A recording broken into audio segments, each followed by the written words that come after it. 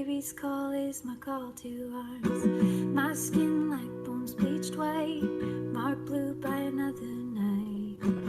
Leaning hard though I'm running, I feel a change coming. They say you don't get more than you can take, but when it breaks me, I see gold in the shadows, flicker in the night. There's a change coming, everything's gonna be alright. Gold in the shadows, flicker in the night. Let it go, everything's gonna be alright. I see gold, I see gold.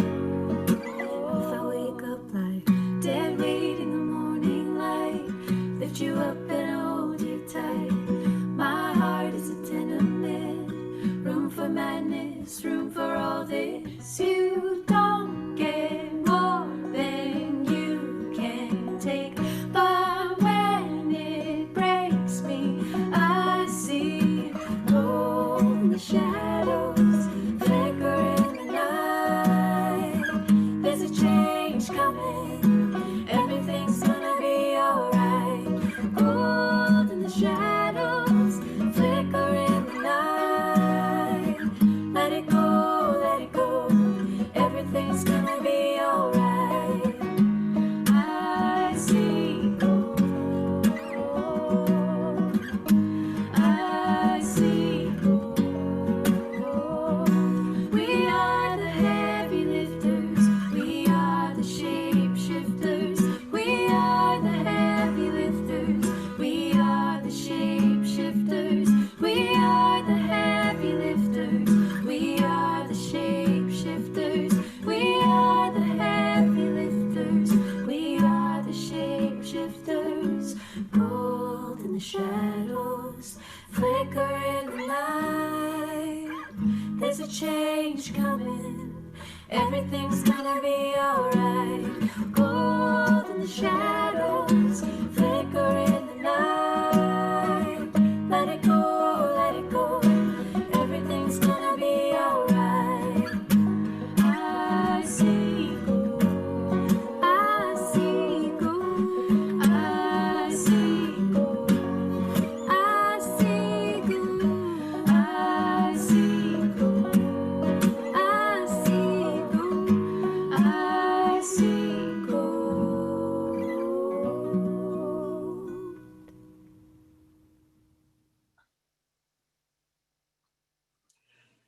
Good morning. Welcome to the virtual home of the Calgary Unitarians. Whoever you are, whomever you love, wherever you are on your journey of faith or search for meaning, welcome. If you are visiting for the first time or the first time in a long time, know that we are grateful to have you with us. We come together in beloved community to grow in wisdom, welcome and deepen relationships, and act for a just and sustainable world. My name is Jane Ebern, and I use the pronouns she, her, and I have the privilege of serving on your board of trustees. Please join us after the service for a virtual coffee hour where we will meet in small breakout rooms and get a chance to socialize. This congregation is special to me because it offers a non-dogmatic approach to spirituality and very much because of the warmth of its community. And I'd like to just draw your attention to a couple of announcements. One is that the deadline for the Panabaker nominations for extraordinary service to this community is this January 7th. To date, I only have one nomination, so if there's someone or a couple that you would like to nominate, please get them in, email president@calgaryunitarians.ca or call me with your recommendation. And then finally, give some thought to our time and talent auction, please. You know, our deadline for suggestions here for what you wish to offer for auctions, January 16th. It could be something that you do via Zoom, you know, during this spring when we're all still distancing, or it could be something that you decide, I'm going to offer next fall when there's a very good chance we will be able to meet in person. So it could be either. Personally, I'm offering 2 Zoom dinners, one in March and one in April, because I think we want the community even sooner. But I hope you'll join me in thinking of something. You know, is it a language lesson online? Is it a car mechanic session next person? You name it. Think about what time and talent you have to offer, and please email us with your offerings. And then before I begin my land acknowledgement, let me explain that a land acknowledgement is a way to recognize that we are coexisting in this land with the Native peoples, and that we should acknowledge that it is their traditional land. But at the same time, we are all guests to this land. Wherever you are located now, please acknowledge the traditional lands on which you live. For those of us in Calgary, we acknowledge that this meeting takes place on the traditional territories of the people of the Blackfoot Confederacy, comprising the Siksika, the Piikani, the Kainai First Nations, as well as the Tsuut'ina First Nation and the Stoney Nakoda, including the Chiniki, Bearspaw, and Wellesley First Nations of the Treaty 7 region of Southern Alberta. The city of Calgary is also home to the Métis Nation of Alberta, Region 3. We acknowledge that we are all treaty people. Now to Marcia for our chalice lighting. Start again. We come together every week, bound not by a creed or a mutual desire to please one God or many gods. Yet we are drawn together by a belief that how we are in the world, who we are together, matters. We light this chalice together in the knowledge that love, not fear, can change the world. Welcome, everyone. It is so good to come together and share this sacred time each Sunday. I am Lara Shannon, and I am delighted to serve with Marcia Epstein as one of your worship arts facilitators this morning. Now, Jane Perry, our amazing music director, will greet us and introduce our opening song. Good morning, friends. Happy New Year. It's good to be back in this virtual space with you all. So here we sit at the top of a brand new year, and as with any new year, we're sitting with questions, maybe in this year more than most. There's some comfort, though, in sitting in these questions together. Our first hymn this morning is Brian Tate's Where Do We Come From? What Are We? Where Are We Going? This is a piece in which each of the lyric lines repeats. And then when we get back to the top of the form, there is the option for those who wish to sing this piece as a round with me. Let me sing the first line through, and as I approach the second line, you come in with that second line. So we'll sing it once all together, and then one more time with some of you singing with me and others of you singing a little bit after me as a round. Here's Where Do We Come From?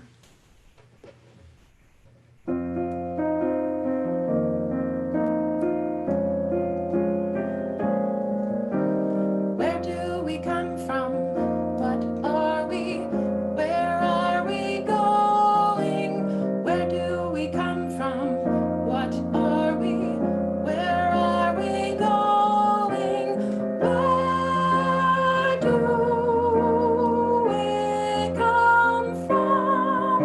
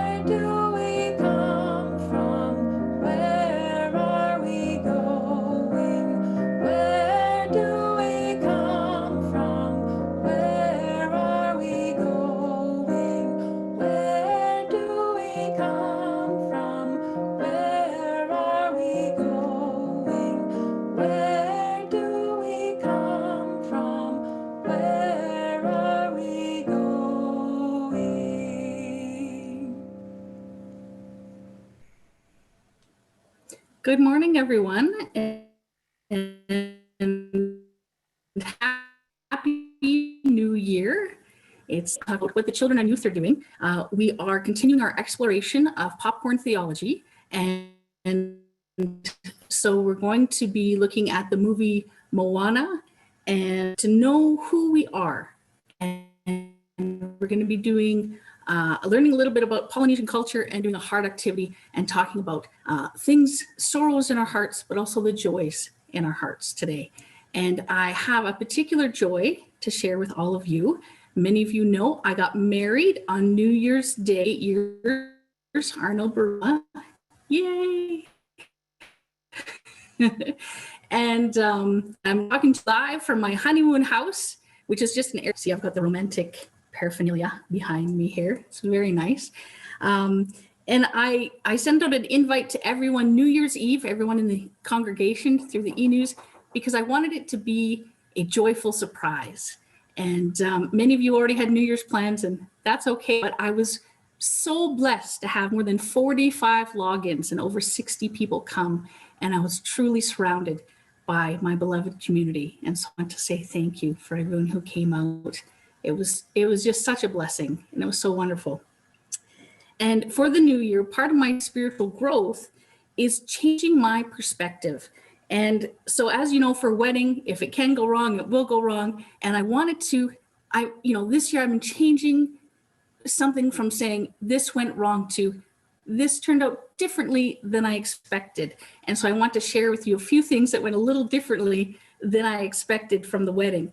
And so one was the person making our wedding cake canceled the night before, and we had 1 hour to get to Costco, and we bought a tuxedo cake. And I tell you, it was delicious, and we brought it on the honeymoon, and we've been eating it. And I was like, this is better cake than I could have ever imagined. So that was great. The next is we had, instead of exchanging rings, we had a wedding candle. And the Beehive store has this beautiful, vine carved solid beeswax candle. And I went to go get it, and they said, sorry, we're sold out till, because of Christmas. And Deborah brought this beautiful white pillar candle, and it was just perfect. And the next one was we'd planned this Western Chinese dinner from our favorite restaurant, and we talked it up for like a month. This is all we had the menu planned, and we were very excited. And when we went to order, they were backed up for over 2 hours. Well, first our internet order wouldn't go through. So we called in and they said, no, we can't do it for 2 hours. And we said, oh, that's too long.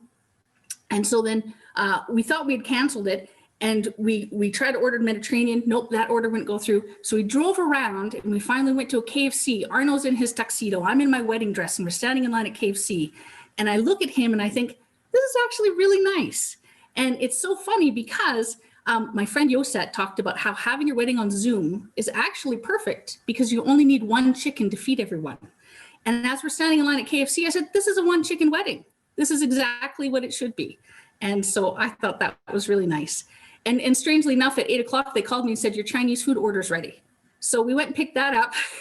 And now we don't have to go anywhere. We have Chinese food for days in our honeymoon suite, and we don't have to go anywhere. So that was actually turned out differently, but was perfect. And lastly, I forgot to push the record button for the wedding. I did not record it, and I had no record of it. And this is one that I felt sad about. I actually felt really sad. And you know what happened? People sent in screenshots, and I want to send out a shout out to Kevin Miller. He recorded the wedding and sent me a copy. And so whether you call it, a god or goddess, the web of life or the universe, every time I truly need something, it always arrives. And I'm always amazed. And so, Vanessa Williams has a song called Save the Best for Last. And there's a line that says, it's not how I hoped or what I planned, but somehow it's enough. And so for 2021, I want to be open to things turning out differently. And the realization that it's always just perfect and just what I needed, just like my wedding. And now I invite Laura to take us into our centering time. Now for our centering time, I will share The Courage to Begin Anew by Rosemary Bray McNatt. And then we will enjoy a moment of silence. In this moment of worship, we call to mind those times of failure and regret, common to all of us. We remember first, in silence, those times when we have failed to do all we are meant to do, or through our actions, failed to be all we were meant to be.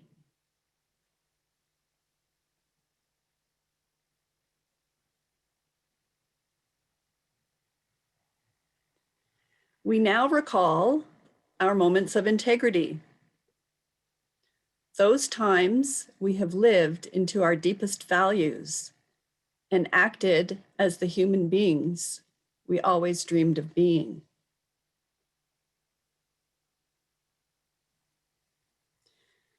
We choose at this moment to lay down the burden of our shortcomings and grasp the courage to begin anew. Together, we affirm our capacity for goodness and grace, for freedom and purpose and joy. We are not trapped in our past, but freed by creation to live and grow today. With gratitude, we say, "Blessed be," and amen.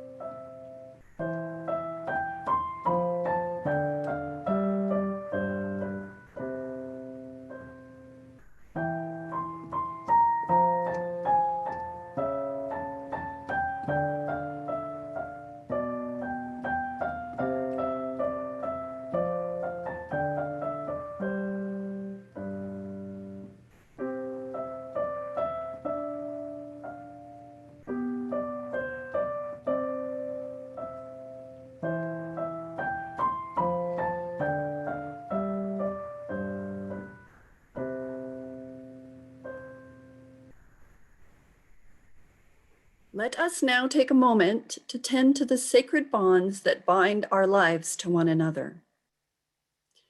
We recognize ourselves as part of an interdependent web of existence, affirming that what touches the life of one of us affects us all.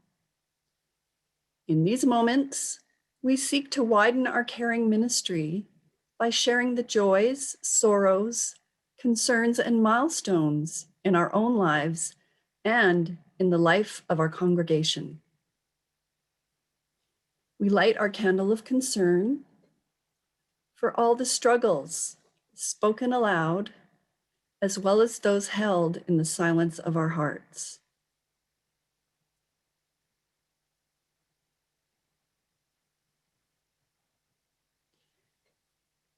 There are joys and milestones in our midst as well.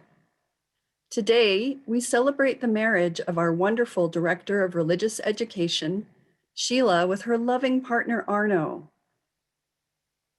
Thank you for telling us about your event, Sheila. We also want to acknowledge all those who have birthdays in January. Happy birthday. One of the greatest joys we have as a community is to welcome newcomers in our midst. If you are here for the first time, welcome. And please join us for a virtual coffee time after the service in one of our small Zoom breakout groups. We light our candle of joy for all that has been spoken, the guests among us, and all the unspoken joys held in the silence of our hearts.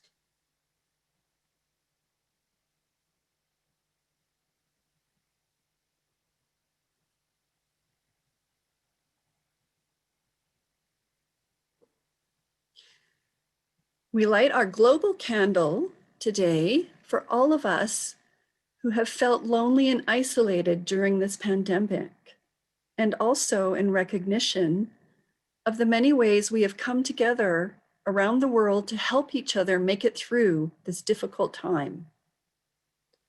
May we continue to find strength and courage, both to be there for the people who need us and to ask for help when we need it. And now we welcome Marcia to share the reading, It Matters. I knew a man who had printed on his stationery this proverb: nothing is settled, everything matters. It established a certain ambiance for reading his letters, as if to say, what you are about to read is to be taken seriously, but is not final. I remember him and his proverb sometimes, especially when it seems impossible to change the world or myself in any significant way. Times like the beginnings of New Year's. Sorry, Jim, I say, it's not true that nothing is settled. In the past year, choices have been made, losses have been suffered. There has been growth and decay. There have been commitments and betrayals. None of that can be undone. A year ago, no one knew whether during this year, one person would become pregnant, another would get cancer, another would take a new job, another would have an accident. But now it is settled. One day this year, I was present just when someone needed me. Another day, I was busy doing something else when I was needed. One day, I said something to a friend that injured our relationship. Another day, I said something that enabled a person to see life in a new way. The best and the worst of these days is now written. All my tears of joy or sorrow cannot erase it. If I stay with my meditation long enough, the reply comes. Robbie, says Jim, you have misunderstood the proverb. One day I said something to a friend that injured, It is true that you cannot escape the consequences of your actions or the chances of the world. What is not settled is how the story turns out. What is not settled is what the meaning of your life will be. The meaning of a life is not contained within one act, or one day, or 1 year. As long as you are alive, the story of your life is still being told, and the meaning is still open. As long as there is life in the world, the story of the world is still being told. What is done, but nothing is settled. And if nothing is settled, then everything matters. Every choice, every act in the new year matters. Every word, every deed is making the meaning of your life and telling the story of the world. Everything matters in the year coming. And more importantly, everything matters today.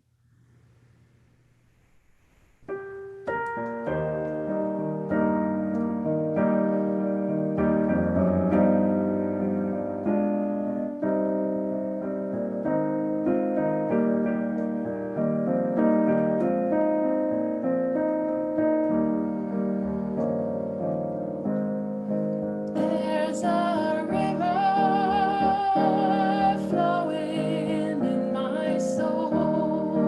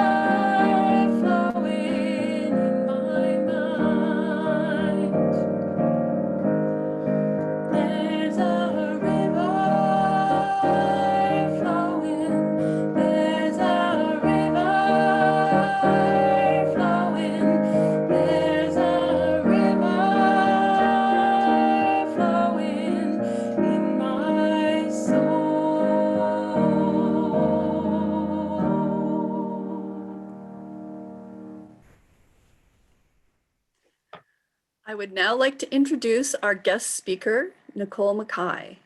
Nicole is a Unitarian Universalist seminarian studying at the University of Toronto. She lives and serves in Canadian Forces Base Borden and is preparing for military chaplaincy. Nicole is drawn to the contemplative and mystical traditions of finding wisdom in the quiet, whether that is out in nature, on her yoga mat, and in the silence of her own heart. I was serving as the adult chaplain for Canoodle, our national conference for Canadian Unitarian Universalist youth. And in that position, I was honored to be able to listen to the honesty and candidness of their sharing. The youth in our movement inspire me because they are quick to change. They are on the forefront of movements for justice.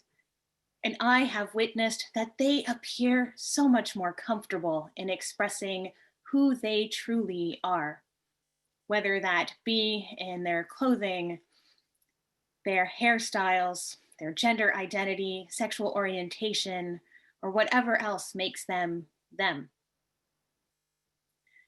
When I heard something that didn't fit this schema I had built in my mind, the mental image I had of our youth, I decided to pay closer attention. A discussion ensued about what they had told their friends about what they were doing this weekend at the conference.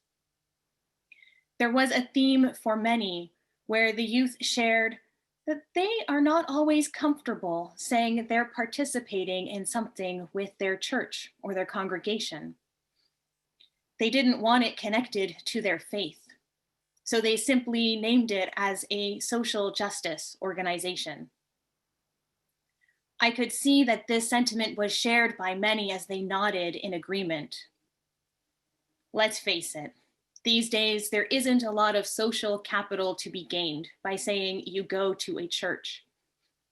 And it's far more complicated when you're a Unitarian Universalist, when you know that that word church will likely lump you in with someone else's faith tradition.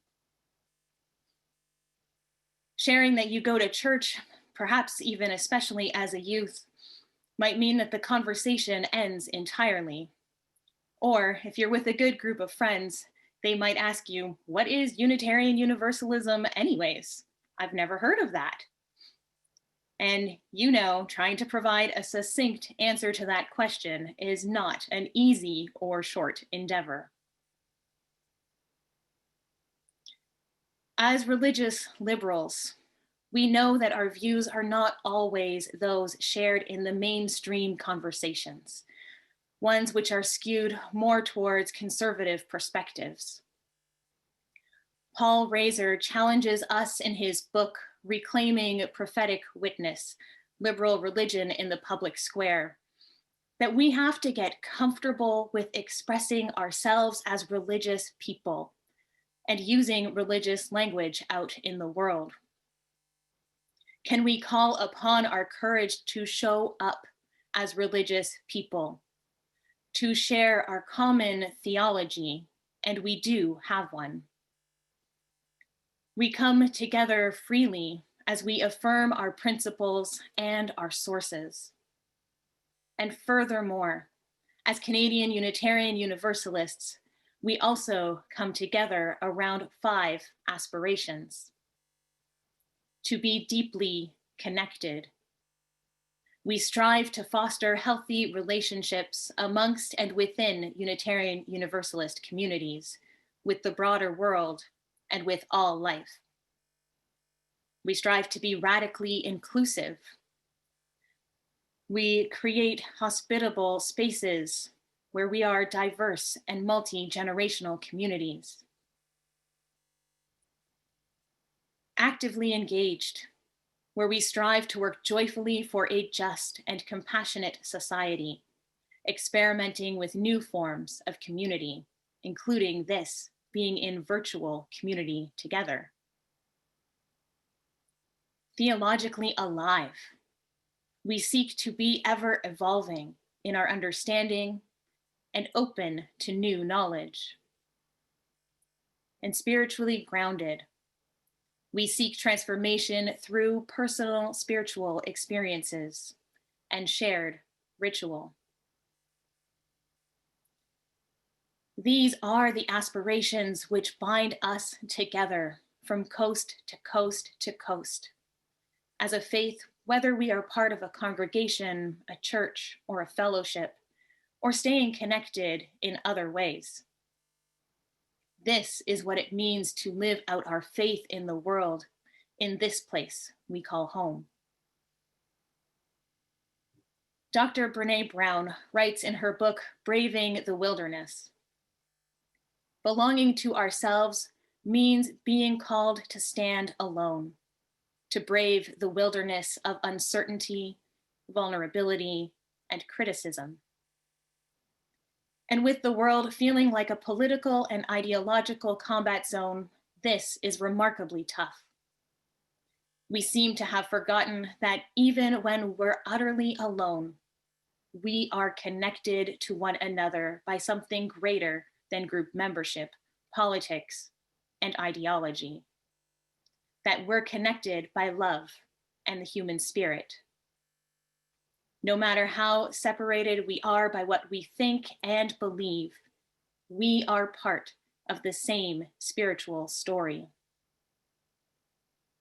Even in this faith, which affirms and supports our individual explorations of truth and meaning, we are part of a larger story, a faith tradition that has not hesitated to show up, always calling us back to love, love of neighbor and love of the earth.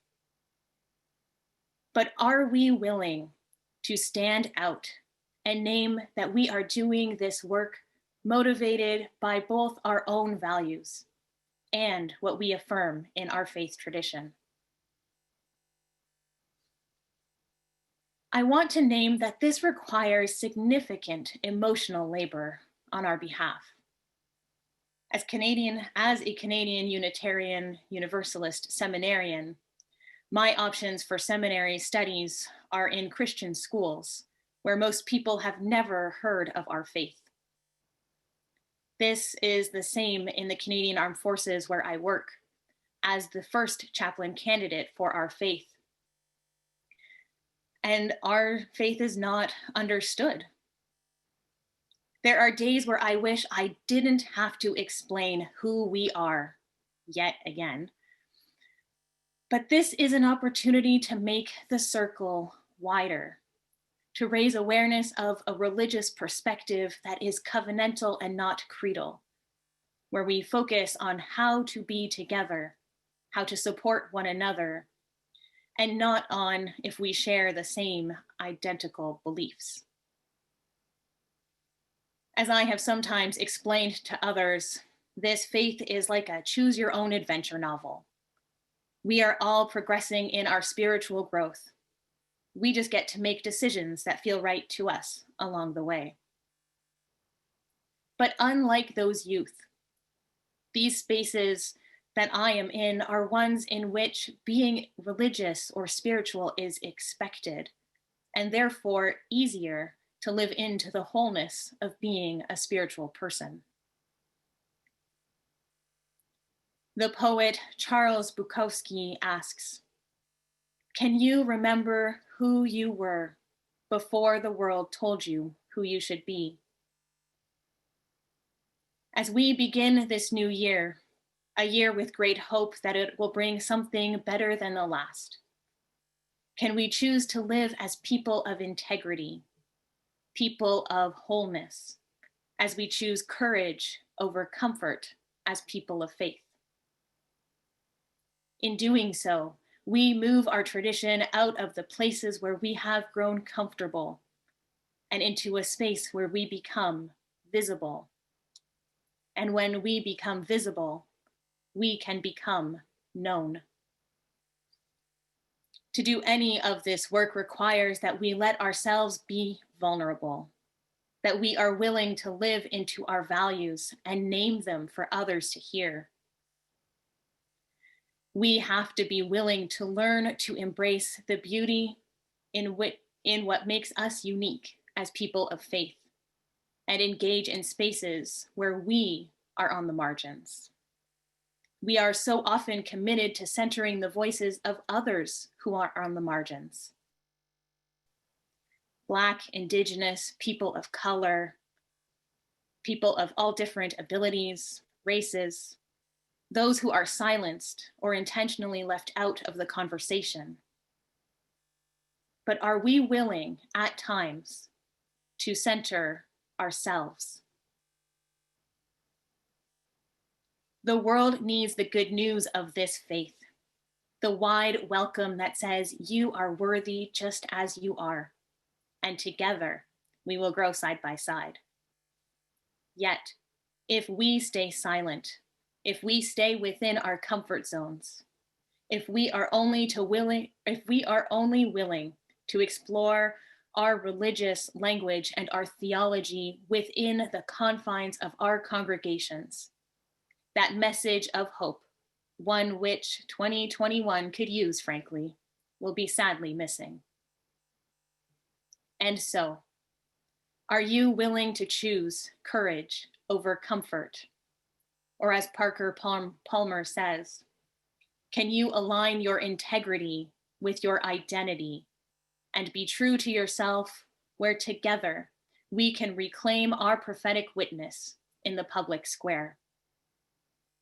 It is in the living of our lives as our whole selves that others can come to learn who we are as people of this faith tradition, ones committed to making this world a better place for all. May it be so, because we make it so. Blessed be, and amen.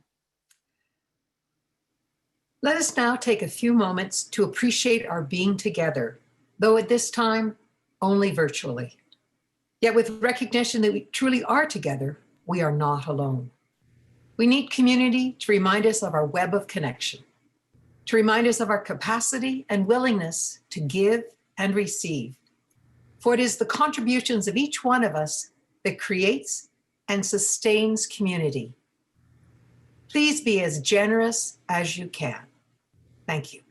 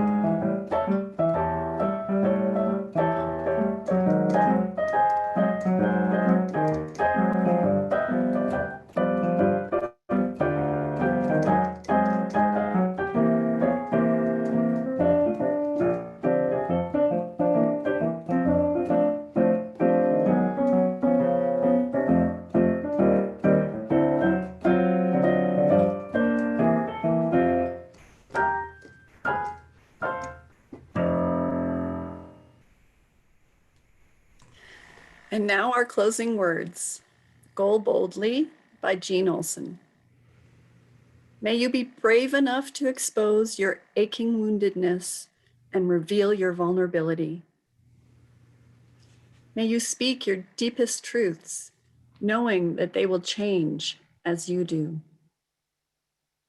May you sing the music within you, composing your own melody, playing your song with all your heart. May you draw, paint, sculpt, and sew, showing the world your vision.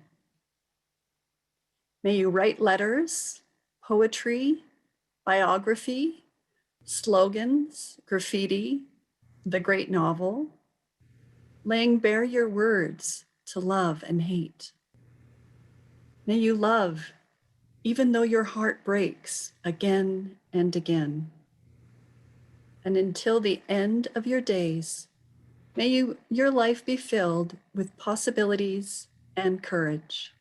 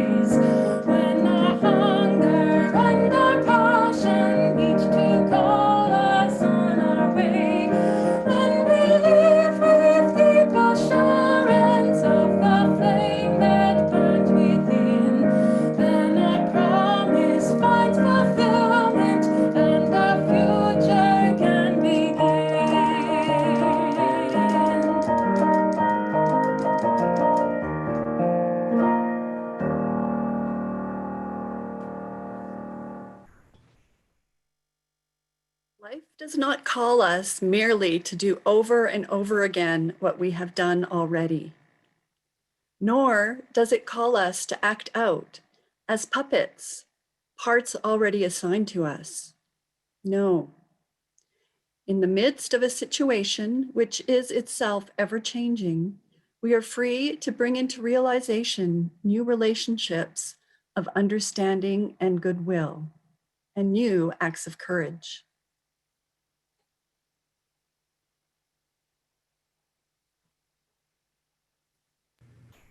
And now to extinguish the chalice.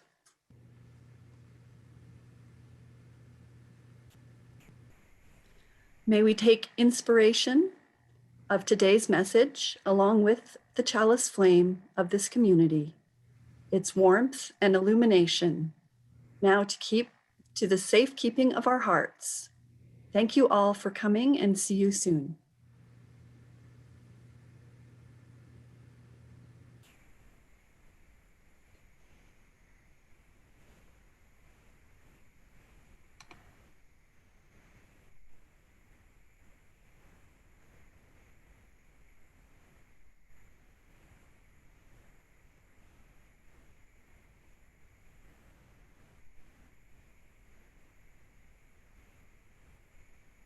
Thanks again to Nicole Mackay and to all who helped to make this service happen today. To all of us, whether you're a longtime member of this community or you're here for the very first time, please join us for coffee, virtual coffee, following the service. To get there, what you need to do is click on the red button that says leave this meeting, and the next screen that pops up in your browser will have a picture of a purple coffee mug on it. Click on the mug and you'll be put into virtual conversation with others. Let's sing together our closing benediction, Spirit of Life.